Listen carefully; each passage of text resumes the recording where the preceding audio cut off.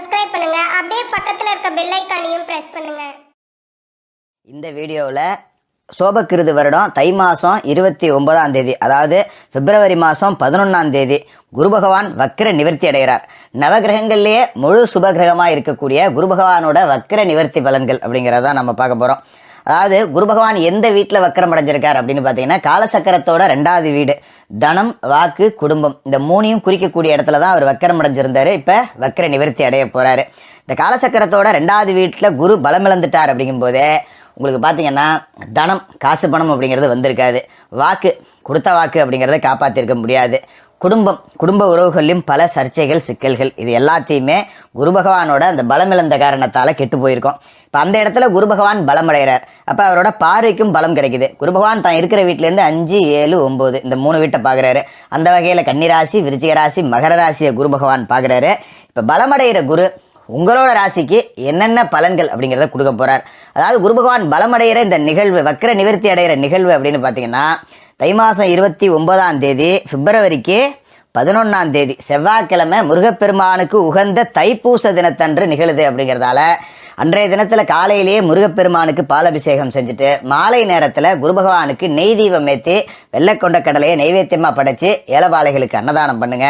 இந்த குரு வக்ர நிவர்த்தி காலகட்டத்தில் கோடீஸ்வர யோகம் உங்களை தேடி வரும். சரி, இப்போ உங்களோட ராசிக்கு என்ன பலன்கள் கிடைக்க போகுது அப்படிங்கிறத பார்ப்போம். துளாராசி நேயர்களே, உங்களுக்கு இந்த குரு பகவானோட வக்ர நிவர்த்தி காலம் எப்படி இருக்குது அப்படின்னு பார்த்தீங்கன்னா, உங்களோட ராசி அதிபதி சுக்கிர பகவான் அப்படிங்கிறவர் அசுர குரு, குரு பகவான் அப்படிங்கிறவர் தேவகுரு. உங்களோட ராசி அதிபதியோட இன்னொரு சொந்த வீடு எது அப்படின்னு பார்த்தீங்கன்னா ரிஷபராசி.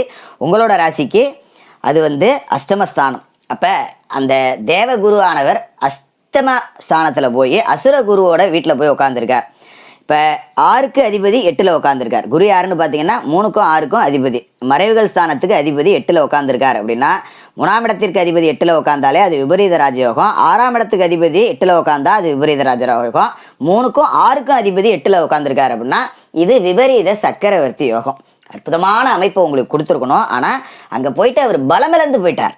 அதனால் உங்களுக்கு எதுவுமே கிடைக்கல. காசு பணம் புரலை.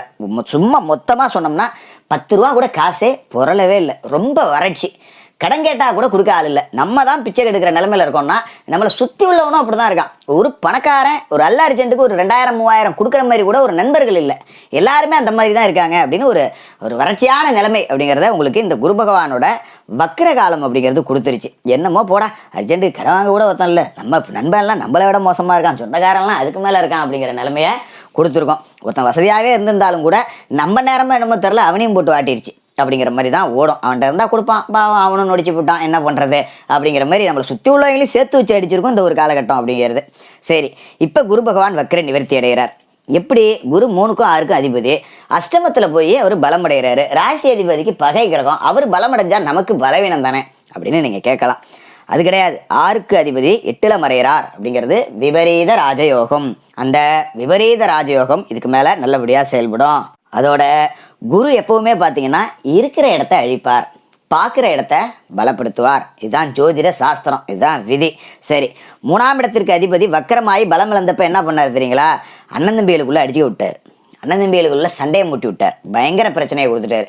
இன்னுமே பேசிக்குவோமா அப்படின்னு தெரியாத அளவுக்கு அண்ணன் தம்பிகளுக்குள்ள சண்டை. ஊரில் 4 பேர் மூக்கில் விரல் வைக்கிற அளவுக்கு நாங்கள் அண்ணன் தம்பி ஒத்துமையாக இருந்தோம். அவனோட மாதிரி சண்டை இருக்கணும், எவ்வளோ ஒத்துமையாக இருக்கானுங்க படுறா அப்படின்னு 4 பேர் பேசுகிற அளவுக்கு நாம வீரம்பட அஜித் குமார் அண்ணன் தம்பி மாதிரி இருந்தோம். ஆனால் இப்போ அப்படி இல்லை, ஒருத்தருக்கு ஒருத்தர் அடிச்சுக்கிட்டோங்கிற நிலைமையை கொடுத்துட்டார். 6க்கும் அதிபதி அவர் பார்த்தீங்களா, அதனால் பார்த்தீங்கன்னா கடன் வாங்க வச்சிருப்பார்.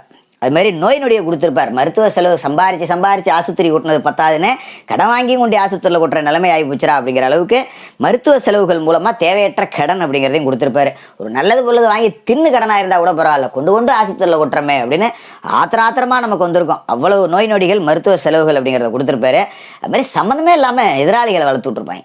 எதுக்கு பிரச்சனை வருதுன்னே தெரியாது. எங்கேயாவது எவனாவது சண்டை போட்டுருந்தா நம்ம எட்டி போய் கூட்டத்தை பார்த்ததுக்கு நமக்கு 2000 வந்துருக்கும். இது நமக்கு தேவைதான்டா அப்படின்னு நினச்சிட்டு வரும்.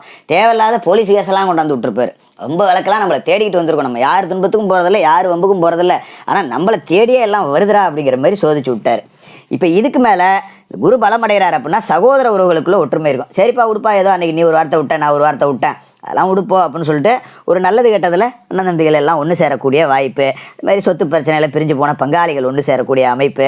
ரொம்ப நாளைக்கு பிறகு குலதெய்வ கோவிலுக்கு பங்காளிகள் சகிதமாக குடும்பத்தோடு போய் ஒரு பொங்க வச்சு வழிபடக்கூடிய ஒரு கெடா வெட்டி வணங்கக்கூடிய அமைப்பு இது எல்லாத்தையும் கொடுக்கும். குலதெய்வமே இப்போ தாண்டா வீட்டுக்கு வந்திருக்கு அப்படிங்கிற தன்னம்பிக்கையை கொடுக்கக்கூடிய காலகட்டமாக இருக்கும்.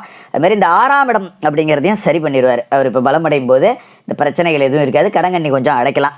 இப்போ அவரோட பார்வை பார்த்தீங்கன்னா ராசிக்கு 12, 2, 4 இந்த வீட்டில் உழுது. அப்போ 12ஆம் இடத்துல விழுவுற குரு பார்வை அப்படிங்கிறது இதுக்கு மேலே பார்த்தீங்கன்னா சுப செலவுகள் அப்படிங்கிறதான் கொடுக்கும். மருத்துவ செலவுகளை கொடுக்கவே கொடுக்காது. ஏன்னா சுகஸ்தானத்திலே அவர் பார்வை விழுது. ரொம்ப நாளாக நோய் நொடியில் சிக்கியிருந்தவங்க கூட இப்போ ஒரு மாற்று மருத்துவத்தால் குணமடையலாம். அப்படியே செலவு வந்தாலும் ஒரு 500 ரூபா ஆஸ்பத்திரி போனால் ஊசியை போட்டால் மாத்திரை சாப்பிட்டேன் சரியாக போச்சு அப்படிங்கிற அளவுக்கு தான் இருக்கும். பெருசாக ஒரு ஆப்ரேஷன் பண்ணணும் போகணும் வரணும் அந்த மாதிரி செலவுகளை கொடுக்க மாட்டார்.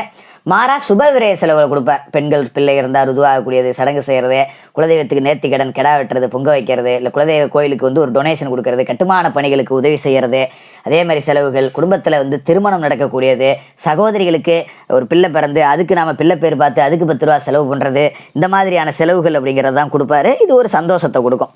ஏதோ கடன் வாங்கினாலும் நிம்மதியாக நல்ல செலவு தாண்டா வாங்குறோம் போடா அப்படிங்கிற மாதிரி ஒரு சந்தோஷத்தை கொடுக்கும். ஆனால் கடன் வாங்க வேண்டிய சூழலும் இருக்காது. ஏன்னா ராசிக்கு 2வது வீட்டில் அவரோட பார்வை விழுவுது. இப்போ 2ஆம் இடத்துல அவரோட பார்வை பலமடையுதுங்கிறப்ப காசு பணம் புரளும். காசு நல்லா புரளும். அதில் எந்த மாற்றமும் இல்லை. கொடுத்த வாக்கை காப்பாற்றலாம், வாங்கினவன்ட்டு தூக்கி அஞ்சிடலாம். காசு எந்தாப்பா உன்ட்ட அடுத்த மாதம் தரேன்னா இந்த பிடிச்சிக்கோ, சொன்ன மாதிரி கொடுத்துட்டேன், ரைட் ஓகேவா அப்படின்னு சொல்லிட்டு வார்த்தையை வெட்டிக்கலாம். அந்த அளவுக்கு உங்களோட மானம் காப்பாற்றப்படும். காசு இனிமேல் புரள ஆரம்பிக்கும். இந்த வறட்சி அப்படிங்கிறதே இருக்காது. பரவாயில்ல 10 ரூபா கையில் காசு இருக்குடா அப்படிங்கிற மாதிரி இருக்கும். ஒரு பாலைவனத்தில் சிக்கிட்டு கிடந்தவனுக்கு பச்சை தண்ணி கிடைச்ச மாதிரி, ஒரு மரம் கிடைச்ச மாதிரி இப்போ வாழ்க்கை அப்படிங்கிறது மாறும். 4ஆம் இடத்துல குரு பார்வை விழுவுது அப்படிங்கிறது மருத்துவ செலவுகளை குறைக்குது. சிலருக்கு தாய் வழி சொத்துக்கள் கிடைக்கக்கூடிய அமைப்பு கொடுக்குது. தாய் வழி சொத்துக்கள் இருக்கலாம். இப்போ தாய்மாமன் மூலியமாக அதை பிரித்து கொடுக்கலாம். அது மாதிரி தாய்மாமன் வகையில் சண்டை சச்சரவு ஏதாவது ஏற்பட்டு கடந்த காலகட்டத்தில் பிரிவு ஏதாவது ஏற்பட்டிருந்தா இப்போ ஒன்று கூடக்கூடிய அமைப்பு, இது எல்லாத்தையும் இந்த குரு பகவானோட பார்வை அப்படிங்கிறது கொடுக்குது. இந்த தைப்பூச தினத்தன்னைக்கு, அதாவது தைக்கு 29, பிப்ரவரிக்கு 11ஆம் தேதி குரு பகவானோட வக்கர நிவர்த்தி நடக்குது. அன்றைக்கி என்ன பண்ணுறீங்கன்னா காலையில் குளித்து முழுவிட்டு வீட்டில் குரு பகவானோட படத்தை வச்சு அதுக்கு ஒரு நெய் விளக்கு ஏற்றிட்டு குரு கவசம் பாடி குரு பகவானை வணங்குங்க. ஒரு மஞ்சள் நிற சாதம், ஒரு எலுமிச்சை சாதமோ புளி சாதமோ இதை செஞ்சு குரு பகவானுக்கு நெய்வேத்தியமாக படைச்சிட்டு வீட்டில் இருக்கிற நீங்கள் எல்லாரும் அந்த நெய்வேத்தியத்தை எடுத்துக்கிட்டு ஒரு 9 ஏழைகளுக்கு அன்னதானம் அப்படிங்கிறத பண்ணிட்டு வாங்க. இந்த குரு பகவானோட வக்கர நிவர்த்தி காலகட்டம் துலா ராசிக்காரர்களுக்கு ரொம்ப அற்புதமாக இருக்கும். வாழ்த்துக்கள். மேலும் தகவலுக்கு எங்கள் சேனலை மறக்காமல் சப்ஸ்கிரைப் பண்ணுங்கள். நன்றி.